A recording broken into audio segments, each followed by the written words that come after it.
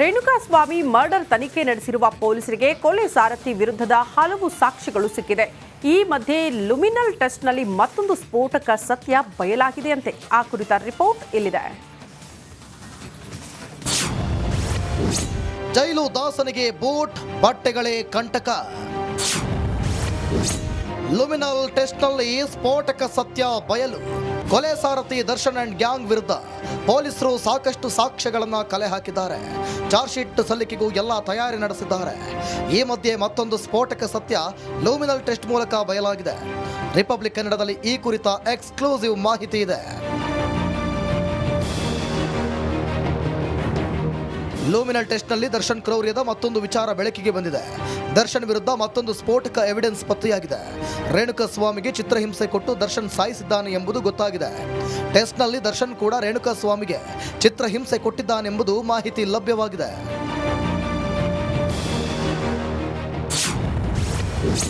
ಜೈಲಲ್ಲಿರೋ ದರ್ಶನ್ಗೆ ಬೂಟ್ ಕಂಟಕ.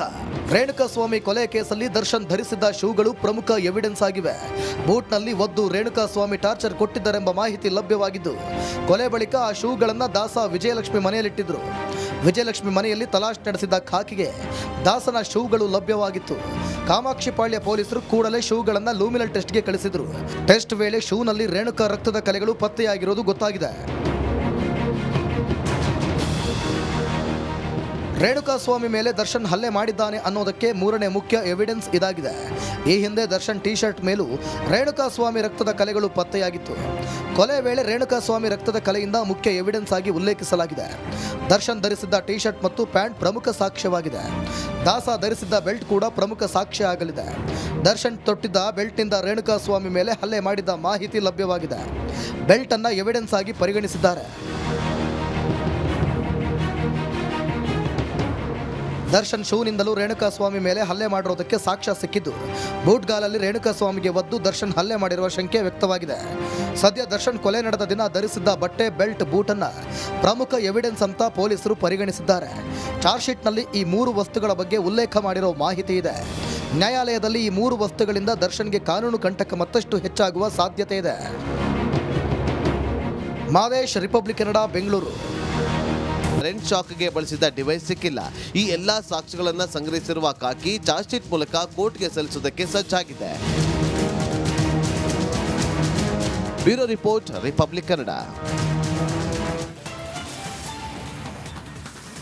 ದರ್ಶನ್ ಅಂಡ್ ಟೀಮ್ಗೆ ಅಷ್ಟು ಸುಲಭವಾಗಿ ಹೊರಬರೋದಕ್ಕೆ ಸಾಧ್ಯವಿಲ್ಲ. ಹಾಕಿರುವ 4 ಸೆಕ್ಷನ್ಗಳು ಸಹ ರೌಡಿ ಗ್ಯಾಂಗ್ ಕಟ್ಟಿ ಹಾಕುವಂತೆ ಮಾಡಿದೆ ಎನ್ನಲಾಗ್ತಾ ಇದೆ. ಅದ್ಯಾವ ಸೆಕ್ಷನ್ಸ್ ಅಂತೀರಾ? ಈ ಸ್ಟೋರಿ ನೋಡಿ.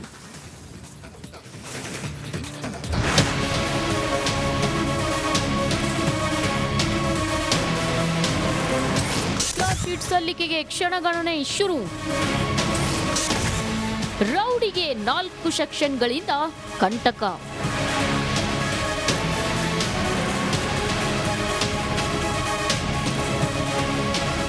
ಚಿತ್ರದುರ್ಗದ ರೇಣುಕಾಸ್ವಾಮಿ ಡೆಡ್ಲಿ ಮರ್ಡರ್ ಕೇಸ್ನಲ್ಲಿ ದರ್ಶನ್ ಜೈಲೂಟ ತಿಂತಿದ್ದಾರೆ. ದರ್ಶನ್ 9 ಟೀಮ್ಗೆ ಜೀವಾವಧಿ ಶಿಕ್ಷೆ ಇಲ್ಲ ಮರಣದಂಡನೆ ವಿಧಿಸುವಂತೆ ಆಕ್ರೋಶದ ಜ್ವಾಲಾಮುಖಿಯೇ ಸ್ಫೋಟವಾಗಿತ್ತು. ಪ್ರಕರಣ ಸಂಬಂಧ ದರ್ಶನ್ ಗೆಳತಿ ಪವಿತ್ರ ಗೌಡ ಸೇರಿ 17 ಆರೋಪಿಗಳು ಈಗಾಗಲೇ ಕಂಬಿ ಹಿಂದೆ ಸೇರಿದ್ದು, ಇಂದು ಖಾಕಿ ಪಡೆ ಚಾರ್ಜ್ ಶೀಟ್ ಸಲ್ಲಿಕೆ ಮಾಡುತ್ತಿದೆ.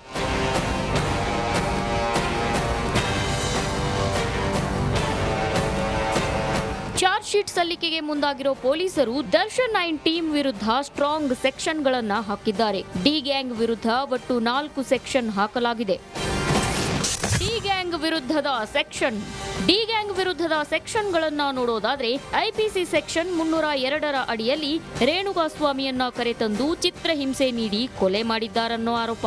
ಐಪಿಸಿ 364 ವ್ಯಕ್ತಿ ಅಪಹರಣ ಆರೋಪ. ಐಪಿಸಿ ಸೆಕ್ಷನ್ 201 ಪ್ರಕರಣದಲ್ಲಿ ಸಾಕ್ಷಿ ನಾಶ. ಐಪಿಸಿ ಸೆಕ್ಷನ್ 120B ಸಾಕ್ಷ್ಯ ನಾಶಕ್ಕೆ ಒಳಸಂಚು ಮಾಡಲಾಗಿದೆ ಎಂದು 4 ಸೆಕ್ಷನ್ ಹಾಕಲಾಗಿದೆ. ದರ್ಶನ್ ತನ್ನ ಗೆಳತಿ ಪವಿತ್ರ ಗೌಡಗೆ ಸೋಷಿಯಲ್ ಮೀಡಿಯಾದಲ್ಲಿ ಕೆಟ್ಟ ಕಾಮೆಂಟ್, ಕೆಟ್ಟ ಸಂದೇಶ ಕಳುಹಿಸಿದ್ದಾನೆಂಬ ಕಾರಣಕ್ಕೆ ಈ ಕೊಲೆ ನಡೆಸಲಾಗಿದೆ ಎಂಬ ಆರೋಪವಿದೆ. ಈ ಎಲ್ಲ ಸೆಕ್ಷನ್ಸ್ ಅಡಿ ಸೂಕ್ತ ಸಾಕ್ಷಿಗಳನ್ನ ಸಂಗ್ರಹಿಸಿರೋ ಪೊಲೀಸರು ಇಂದು ಕೋರ್ಟ್ಗೆ ಚಾರ್ಜ್ ಶೀಟ್ ಸಲ್ಲಿಕೆ ಮಾಡಲಿದ್ದಾರೆ.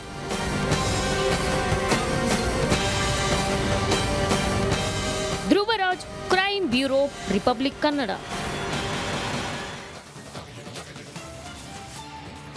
ನಟ ದರ್ಶನ್ ರಾಜಾತಿಥ್ಯ ಕೇಸ್ ಬೆನ್ನಲ್ಲೇ ರಾಜ್ಯದ ಎಲ್ಲಾ ಜೈಲುಗಳಲ್ಲಿ ಕಠಿಣ ಕ್ರಮ ಕೈಗೊಳ್ಳಲಾಗಿದೆ.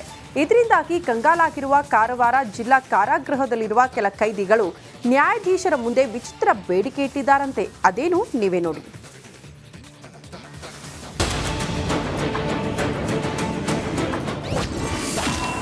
ಮಾದಕ ವಸ್ತು ಸಿಗದೆ ಕೈದಿಗಳು ಕಂಗಾಲು.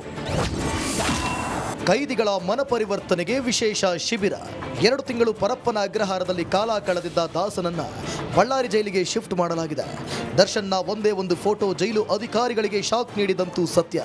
ಹೀಗಾಗಿ ರಾಜ್ಯದಲ್ಲಿರುವ ಎಲ್ಲ ಜೈಲುಗಳಲ್ಲೂ ಕೂಡ ಬಿಗಿ ಕ್ರಮವನ್ನ ಕೈಗೊಳ್ಳಲಾಗಿದೆ. ದರ್ಶನ್ ಪ್ರಕರಣದ ಎಫೆಕ್ಟ್ ಕಾರವಾರದ ಜಿಲ್ಲಾ ಕಾರಾಗೃಹದ ಮೇಲೂ ಬಿದ್ದಿದೆ.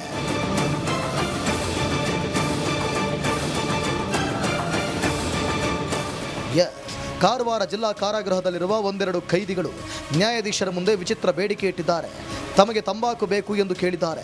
ಕೈದಿಗಳ ಬೇಡಿಕೆಯನ್ನ ನ್ಯಾಯಾಧೀಶರು ನಿರಾಕರಿಸಿ ಕೈದಿಗಳ ಮನಪರಿವರ್ತನೆಗೆ ಕಾರ್ಯಕ್ರಮ ರೂಪಿಸಿ ಎಂದಿದ್ದಾರೆ. ಹೀಗಾಗಿ ಪೊಲೀಸ್ ಇಲಾಖೆ ಮತ್ತು ಜೈಲು ಅಧಿಕಾರಿಗಳು ಶಿಬಿರ ಆಯೋಜಿಸಲು ಮುಂದಾಗಿದ್ದಾರೆ. ನಮಗೆ ತಂಬಾಕು ಮತ್ತು ಬೀಡಿ ಮತ್ತು ಇನ್ನೊಂದೆಲ್ಲ ನೀವು ಕೊಡಬೇಕು, ನಮ್ಮನ್ನೆಲ್ಲ ರಿಸ್ಟ್ರಿಕ್ಟ್ ಮಾಡ್ತಾ ಇದ್ದಾರೆ ಅಂತ ಹೇಳಿ ಬ್ಯಾರೆಕ್ ನಂಬರ್ 3ರಲ್ಲಿ ಬ್ಯಾಕ್ ಗೇಟ್ ಅಂತಿದೆ, ಅಲ್ಲಿ ಗಲಭೆ ಸ್ಟಾರ್ಟ್ ಮಾಡಿದ್ದಾರೆ.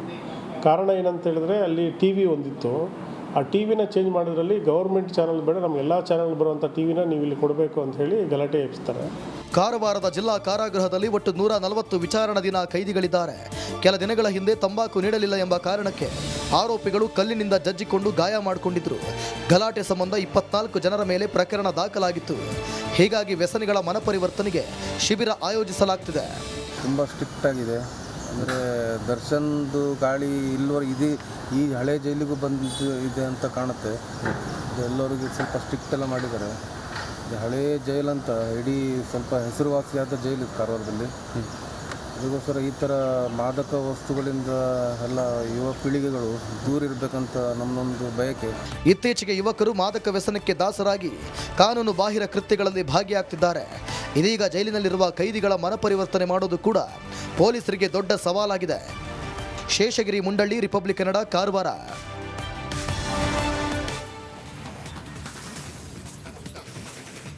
ಕೋರ್ಟ್ನಲ್ಲಿ ಪ್ರಾಸಿಕ್ಯೂಷನ್ ಫೈಟ್ ನಡೀತಾ ಇದ್ದು ಸಿಎಂ ಟೆಂಪಲ್ ರನ್ ನಡೆಸುತ್ತಿದ್ದಾರೆ. ಈ ಕೇಸ್ನಿಂದ ಹೇಗಾದರೂ ಪಾರು ಮಾಡು ತಾಯಿ ಅಂತ ಚಾಮುಂಡಿಗೂ ಕೈ ಮುಗಿದಿದ್ದಾರೆ. ಈ ಮಧ್ಯೆ ಗಂಭೀರ ಆರೋಪವೊಂದು ಕೇಳೋದಕ್ಕೆ ಸಿಕ್ಕಿದೆ. ಆ ಆರೋಪ ಏನು? ಆ ಕುರಿತ ಒಂದು ವರದಿ ಇಲ್ಲಿದೆ ನೋಡಿ.